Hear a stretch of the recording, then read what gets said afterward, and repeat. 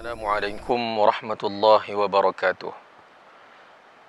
Saya Muhammad Farhan bin Wijaya selaku Imam Besar Masjid Sultan Salahuddin Abdul Aziz Shah Alam. Kalau Ramadan sebelum Covid, dia akan meriah Ramadan di Masjid Negeri ini dengan kehadiran Duli Yang Maha Mulia Tuanku Sultan Selangor. Tuanku akan berangkat solat bersama dan berbuka puasa bersama dengan rakyat di Masjid Negeri.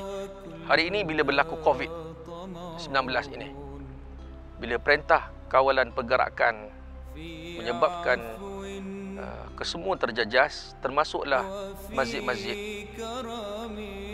kita hilang sesuatu daripada alunan-alunan membaca Quran para jemaah yang rata. Kalau selepas sembahyang subuh, jemaah akan duduk ramai-ramai bermunajat pada Allah Ta'ala, menghabiskan masa dengan membaca Quran, mengikuti tazkirah yang disediakan, datang solat zuhur berjamaah dengan ramai orang yang datang.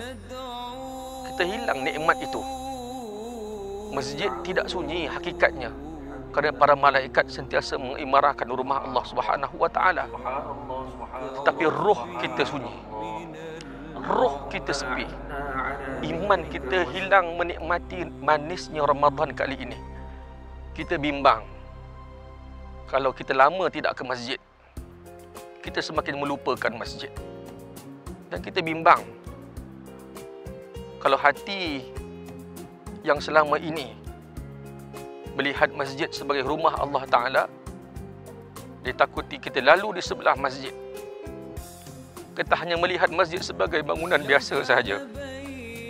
Diharapkan selepas peristiwa Covid-19 ini,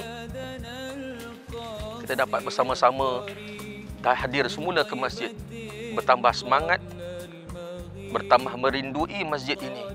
Kalau boleh, biarlah tempat terakhir kita pun biarlah berada di masjid ini dan masjid-masjid yang lain, insya-Allah Ta'ala.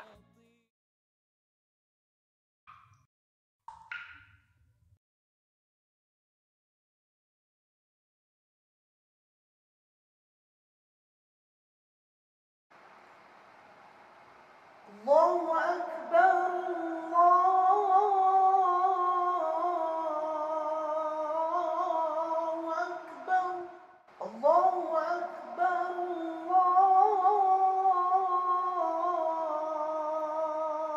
Allahu Akbar. Asyhadu an